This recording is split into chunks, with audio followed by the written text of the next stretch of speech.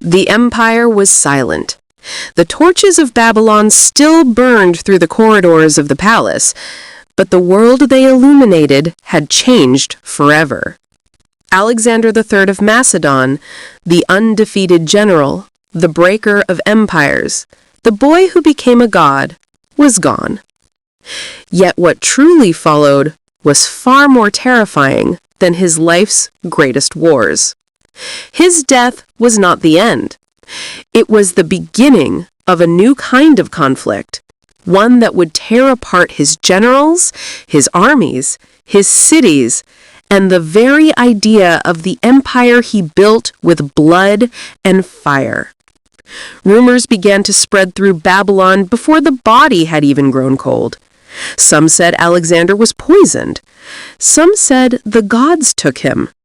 Others whispered that no man could kill Alexander except Alexander himself. In the palace, a heavy scent of incense drifted through the marble hallways. Soldiers wept. The elite guards, the hypaspists, stood motionless. Even the Persians who once feared him now feared something else: a world without him. The first question was simple, yet the most dangerous. Who will rule now? Perdiccas, Alexander's most loyal general, approached the throne room. The body of the king lay covered in royal purple, his ring glinting faintly in the dying light. It was the ring of power, the seal of the empire. Alexander had said, "To the strongest." Perdiccas believed that meant him. But in another hall, a different storm was building. The infantry commanders of Macedonia, rough soldiers who had marched with Alexander since he was just a boy, demanded something else entirely. They wanted a king with Macedonian blood, not a Persian dreamer, not a foreign general. They pointed to Roxana, pregnant with Alexander's child. "If she gives birth to a son," one soldier cried, "that child is our king." Simple, clean, safe. But nothing about Alexander's world was ever simple. The generals gathered: Ptolemy, Perdiccas, Antipater, Lysimachus, Seleucus, Craterus, Nearchus. Each had fought beside Alexander. Each had bled for him. Each believed they were worthy of shaping his empire. The problem was simple. They all wanted a piece of it. At first they pretended to negotiate. Voices were raised, then fists, then threats. Swords were drawn in the great hall where once Alexander planned the conquest of the world. The infantry, tens of thousands of loyal Macedonian veterans, stormed toward the palace demanding to see the royal baby, but the baby had not yet been born. A child not yet alive already had more enemies than any king before him. Meanwhile, in the shadows, Ptolemy was thinking ahead. Alexander always dreamed of unity, a world without borders. But Ptolemy knew something different. Empires built by one man cannot be ruled by many. He slipped away from Babylon with a daring plan, one that would forever immortalize his name. He would steal Alexander's body. In ancient tradition, the power to bury the king was the power to inherit his legacy. Ptolemy knew this. Everyone knew this.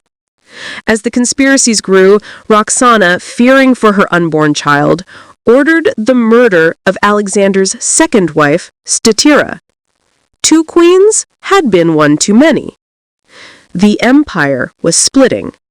Lines were being drawn. Whispers became plans. Plans became armies. Yet through all this chaos, one truth stood above all. Alexander's shadow was larger than any living man. Ptolemy's caravan moved through the desert carrying the golden sarcophagus. But Perdiccas, furious, marched an army to intercept him. He would punish Ptolemy or die trying. And he did. Perdiccas' own soldiers killed him after he failed disastrously to cross the Nile. Meanwhile, Ptolemy safely reached Egypt. The body of Alexander the Great would rest not in Macedonia, or Persia, or Babylon, but in Alexandria, the city he founded, the city that would soon become the heart of the ancient world. Back in Babylon, Roxana gave birth to a son. They named him Alexander IV, a king born into war. The generals pretended to rule in his name, but the truth was clear. The boy was nothing more than a symbol used by those who hungered for the empire. Wars erupted across the empire. Asia, Egypt, Greece, Afghanistan, Syria, all drowned in blood. Cities burned, loyalties shifted, brothers in arms became enemies. The empire that had once shaken the earth now was collapsing under its own weight. One by one, Alexander's greatest warriors turned against each other. Craterus fell in battle. Eumenes fought brilliantly but was betrayed. Cassander seized Macedonia and executed Alexander's mother, Olympias. He then imprisoned Roxana and her son. Years later, Alexander IV, the last blood of Alexander the Great, was quietly murdered. With his death, the dream of a unified empire finally died. But Alexander's legacy did not. Ptolemy ruled Egypt and created a dynasty that would last 300 years. Seleucus built an empire stretching from Syria to India. Lysimachus ruled Thrace. Cassander held Macedonia. The world had been carved into kingdoms, each one ruled by men who once followed Alexander. They were no longer generals, they were kings.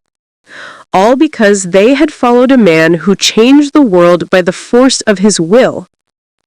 In the end, Alexander's empire did not survive him, but his legend did.